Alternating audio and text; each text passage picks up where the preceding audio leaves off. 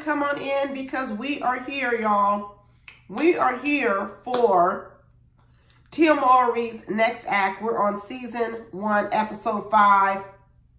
Welcome back, all of y'all who've been watching this show with me. As y'all know, I like it, I'm enjoying it. And this week, Tia, girl, you know, I got a soft spot for Tia in my heart. And sometimes I forget that Tia's like 47 years old. She don't seem like 47. There are grandmothers who are 47. Tia does not seem like 47.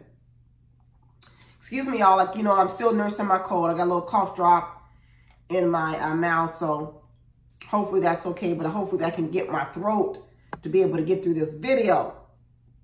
But everything y'all been sending me is working. I'm doing a lot of the things y'all telling me to do. So I'm feeling better. I'm just getting rid of the last bit of the congestion and mucus. You know how that is, right?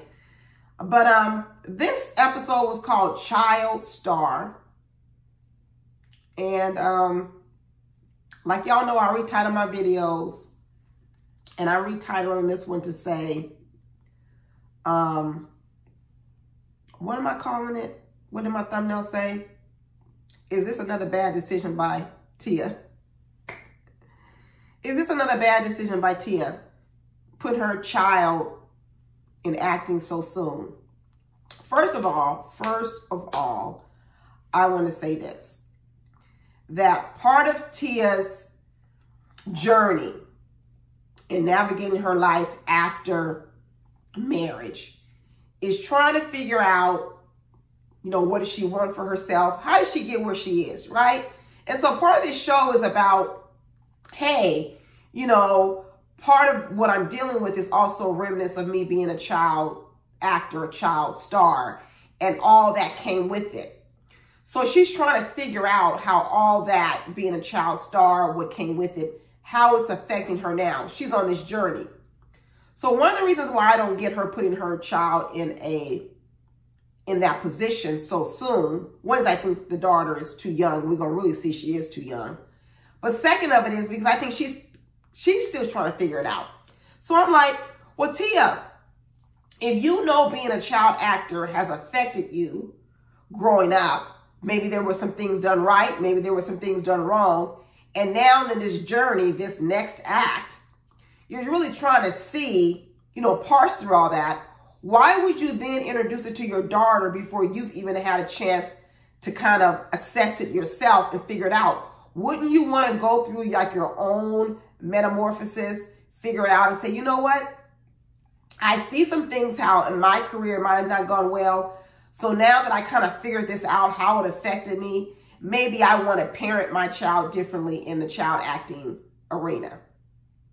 Like, and you got so much on your plate. Like you just said, you're navigating divorce. You're navigating being, you know, in the home with the children most of the time. You're navigating a new TV show. You're navigating all these other business projects. Why, Tia, would this be the opportune moment to introduce your child to child acting? That's time consuming. That's a lot. And I'm really starting to see now when I listen to Tia, and Tia has often complained and said that she never felt like she had a voice in her life, that she felt like things were decided for her and those decisions weren't necessarily always coming from her. And she brings it back to, you know, childhood, being a child actor and how she was here to entertain everyone.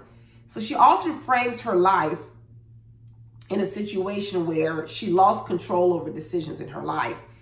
And this whole next act I thought was about gaining recontrol. Well, the more of the decisions I see Tia make, the more I can see how there probably were people in her life who tried to intervene because they saw her making bad decisions. And in that intervening, maybe she felt like too much of her life was being governed or advice from other people. Because she's made an effort, you know, whatever, to, I believe, distance herself from people of her past who probably had influence in her decisions. Her sister, her husband. They probably were giving her input. And there came a point in time where that input they were giving her probably was contrary to what Tia was doing. I think Tia doesn't make good decisions, y'all. I'm not gonna lie. I think she has questionable decision making. And this goes beyond, like you all know, that I didn't think she should have left her marriage.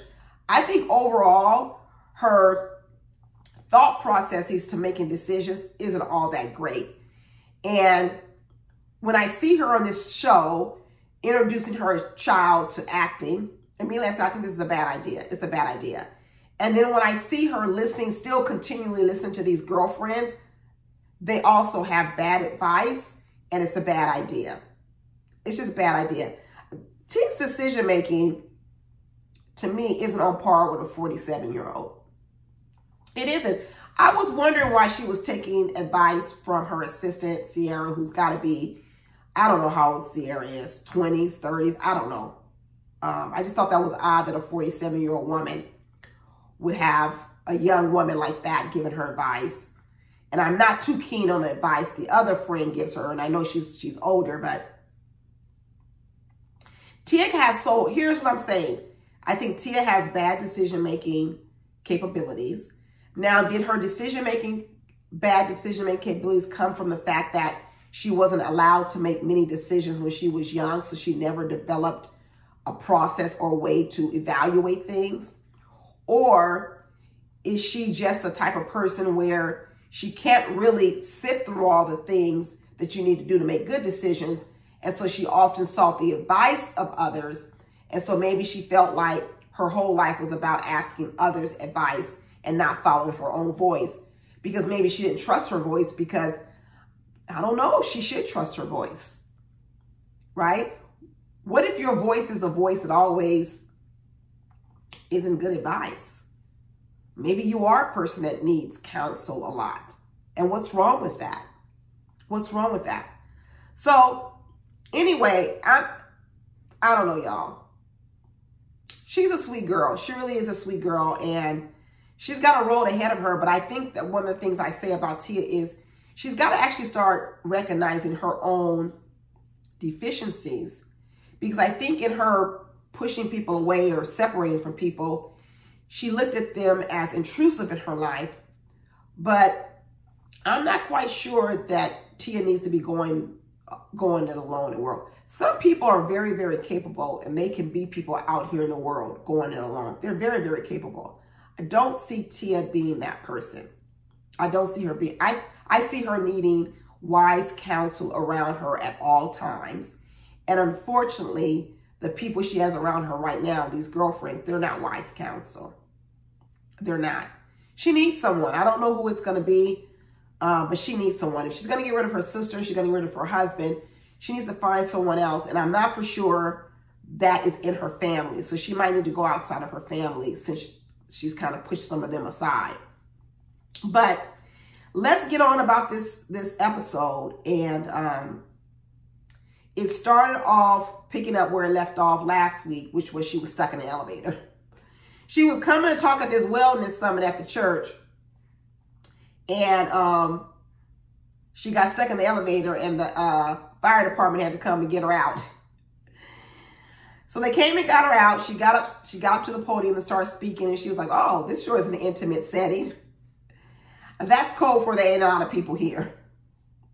There weren't a lot of people there. They need to do a little bit more advertising. If you're giving out free mammograms, that room should have been packed. There's a whole lot of people who could use a free mammogram. So I'm surprised. I don't know what kind of advertisement they was doing, but there definitely should have been way more people there, especially if Tia Mowry is going to be there speaking. But hey, maybe they could do it again. But nonetheless, she came to speak to the ladies in the room, and lo and behold, Charles, her love interest, showed up to support her, which was nice. And he came and gave her a kiss on the cheek. So he's going strong. I thought he lived in Rhode Island. I thought he was only in LA for a couple of days. Somebody told me last week they think Charles is an actor. Maybe, because why is Charles still here? He said he lived in Rhode Island. I thought that's what he said. But she's all giggles and smiles. She likes Charles. Charles is sweet and kind to her. And her assistant is like, "Oh, are you in love?" And Tia's like, "Girl, I ain't in love. I am not in love." But she likes him enough to go out on another date. And he says, okay, I'm going to plan another date. Make sure we wear comfy clothes because we're going to do something, you know, kind of casual like. And so she's going to get ready for a date later on in the episode. And then she starts having these conversations with her daughter about acting. And she goes up to Cairo. I think Cairo's only 6 years old. And says, Cairo, do you want to act? First of all, last week, I think Jerome asked Cairo something about acting. And she was like, what's acting? The girl didn't even know what acting was last week. And already now, Tia's asking her 6-year-old daughter, does she want to act? I mean, unless she's talked about it, it sounds more like Tia's planting the idea in her head versus this 6-year-old coming up with her on her own. But Tia says, you know, I'll let you do whatever you want. But when she says she's trying to let her get into it any kind of way she wants, she decides, let me test out Cairo, see if she's got any real acting ability. And they're running around playing games. So let me see you bark like a dog. Let me see you do rough. Let me see you do these things, which is so interesting because in a lot of ways, Tia is doing to Cairo what she said she didn't like. What she said was when she was a child actor, everything she did was for the entertainment of others. And now in her role as mother with her daughter, she's asking her daughter to run around and act like a dog and do rough for entertainment, like clownish kind of stuff. I don't get it. I don't get it when you say that something was kind of like a sore spot or a spot you're trying to work through in your life, but before you work through it, you decide you want it for your child too.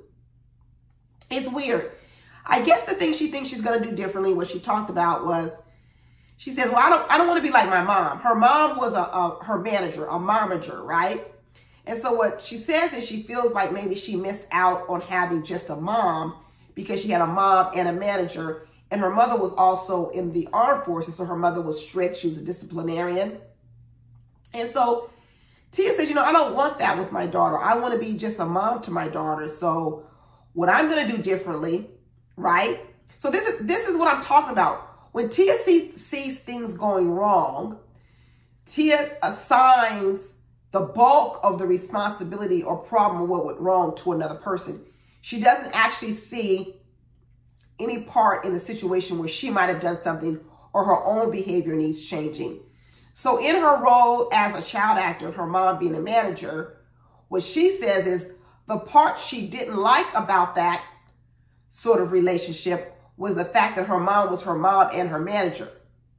So what she says now in her correction of that for Cairo, what she's going to do is she's going to change her mom from for her being Cairo's manager to actually getting Cairo her own manager. Okay. So she believes that's going to be the thing that makes it different for Cairo versus her. But yet we see her whole episode being a full-on manager, taking her to auditions, practicing her lines with her. Girl, I don't know. It doesn't seem much different to me, Tia. It doesn't seem much different to you. So in one way she says her mom was protective. Her mom was like a lioness over her. I don't necessarily see Tia doing anything different. I don't. But the girlfriends come back on the scene and they're like, girl, we need to talk to you about Charles. What's going on with Charles? And they start having a conversation about when would you introduce kids to someone you're dating. And the one friend, I forget her name, the one with the curly hair, says after 1 year. 1 year? That's too long. That's too long. So you're going to date a person for a whole year.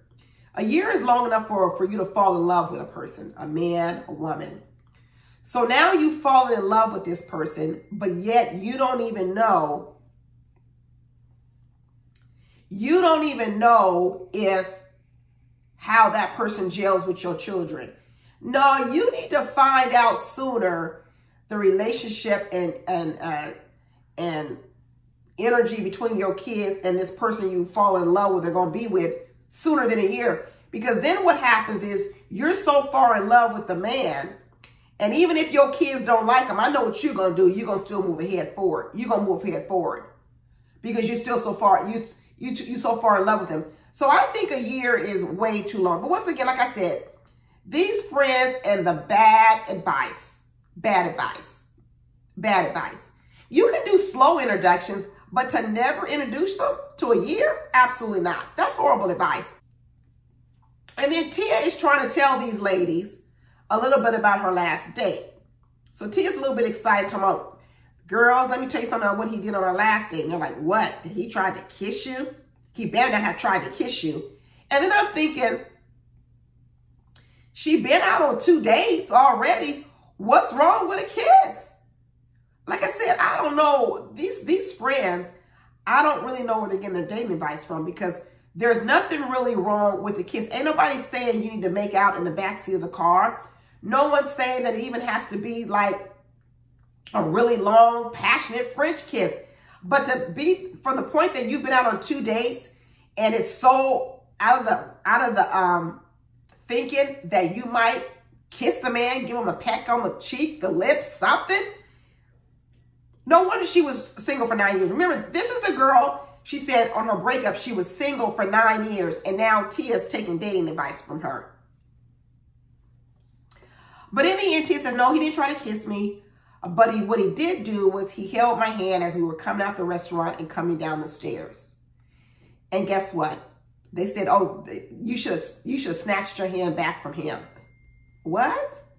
So a man who is supposed to hold a woman's hand coming down the stairs, that's called chivalry, right? So she doesn't trip and fall. Tia's in large heels. What's wrong with holding hands? And what this girl said was, that's territorial. I feel sorry for the men out here. Well, I feel sorry for the men, and I feel sorry for the women who believe that a man wanting to hold your hand, help you down the stairs, show chivalry, is being territorial. Where have we gotten to, people? Where have we gotten to? And then the bad advice didn't stop. Like I said, is Tia making bad decisions? I'm telling you, the advice she's getting from these women is really bad decisions. So then the younger girl, the assistant Sierra, says, the thing that's going wrong with Tia in dating is she's too much of the girl next door. And what she really needs to lean into is her boss and her bad girl energy.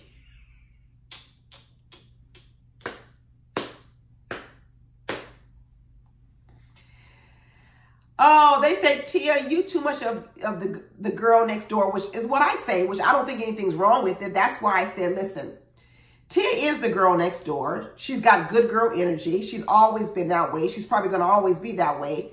But she wants a bad boy. We talked about this several weeks ago. And so what her Sierra friend is saying, well, is if you want a bad boy, Sierra, you wanted a tatted up guy and the muscles and all this with a little bit of edge to him, like she was talking about, then you're going to need to lean into your own boss energy and your own bad girl energy. I have never seen worse dating advice. And this is a 47-year-old woman. Tia's 47 years old, taking this bad dating advice from Sierra and the other friend. It's horrendous. It's horrendous. Like I said, I really do question Tia's ability to make good decisions. And now I see why people might have over-inserted their lives, their decision, over-inserted themselves in Tia's life. I can see how it could happen. Because if you have a friend that you believe makes bad decisions, it is kind of hard to sit back and stand by and watch it. So I could see how you could constantly be trying to give them advice. And then as a result, what could happen is you could be maybe come off as maybe a little bit overbearing in their life. Because if Tia were my own friend, it would be hard for me to watch, because I would hear myself probably giving her too much advice and be like, okay, stop giving her too much advice, just be her friend. But then watching her make all these poor decisions would just be agony for me. It would be agony. It'd be hard to watch, y'all. It would be hard to watch. So I've said this every week that I don't think Tia knows how difficult it actually is being close to her. It is actually, she needs to start really learning about, like I said, get in touch with who she is and also of some of her own shortcomings, because I think then what she'll do is she'll give her friends and loved ones in her life a little bit more grace. I think she's attributing too much of the fallout in her relationships to other people and not enough to actually just who she is inherently. Yeah, something wrong. But anyway, she goes out on this date with Charles, and they go doing those pottery classes. You remember, like Patrick Swayze and Demi Moore, I forget the name, Ghost, what that was, when they doing the pottery clay and that whole little moment. They do all that. They have a good time. And, you know, Tia's a good date. She really is. She's cheery. She's happy. She's thankful. She's always telling the man, thank you for this. I had a good time. I mean, those types of things that she does on dates are really good things. It makes a man want to take her out again. She's light. She's got light energy. She's cheerful. She's got a warm personality. And Tia's the type of person where she's going to get asked out on a second date, because I think she has a lot of good qualities to her in that respect. And they got into an interesting conversation about not ever going to their prom. And once again, this was something Tia had talked about before, that she never got to go to her prom because she was a child actor. She attributed it to being a child actor. Well, here she is now having a conversation with Charles. And he says, well, I didn't go to my prom either. She's like, what, you didn't? Yeah, Tia, there are a lot of people who didn't go to their prom. It's not always about because you were a child actor. There are lots of people in the world that didn't go to their prom. And he too says, yeah, I wish I would have gone to my prom because I missed it. And so, you know, that kind of gave them a little bit of connection. I think they were enjoying that. And later on, he decides to set up another date with her that he tells her, hey, it's going to be a formal date, get all dressed up. And Tia completely forgets about the date. And I think what he was planning for her was a prom date. So he was really asking her to the prom, to go out on a prom date, because they both missed their prom. But Tia got so distracted with the whole Cairo going to acting school and getting the acting coach and going to an audition that she completely forgot about going out on this date with Charles. So here we are again, Tia. You wanted to have a life full of fun because you were saying that you were lacking that in the marriage. Here comes a man who wants to take you out on dates, have a little fun, and instead you forget about the fun and you gravitate towards the work, which is being a mom manager of a child star who doesn't even want to be a child star. So the very thing you said you wanted has now been brought to you. You've got a man who wants to take you out, taking you to the prom, but you forget about that. That gets pushed to the back of your head. And now what you substituted it for was work. Work. This is why I said before that what Tia does is when she encounters imbalances in her life, she doesn't look at how she contributes to it. She just looks at, well, what did someone else do not to make my life fun or not make it the way I want it to be? And as a result, that's exhausting to other people who are in her life, because then you're constantly blamed for what's not right with Tia. So anyway, she decides to get Cairo a child coach. The coach comes to the house, you know, goes through a few lessons with Cairo. They say, okay, we've got some preliminary work done. Now all of a sudden, Cairo's got a audition. They take her to the audition and Cairo acts out. Cairo acts out. She like, nope, I'm not doing none of this. I don't want to be here. All I want is pizza. All I want to do is go home. She ain't ready. She ain't ready. And what's so interesting about it is Tia told her cousin Jerome, she said, the reason why I'm going to let Cairo get into acting is I'm going to let her pursue her dream. This ain't Cairo's dream, Tia. She sat up there and said that acting was Cairo's dream. It is not Cairo's dream. Cairo has not articulated this yet. What are you talking about, girl?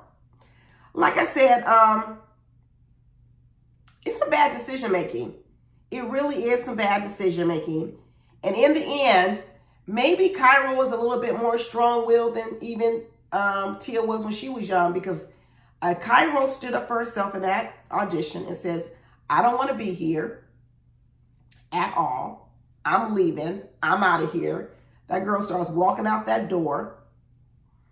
And she says, all I want to do is eat some pizza and go home and eat some pizza with you. That's all I want to do. And that's what they do.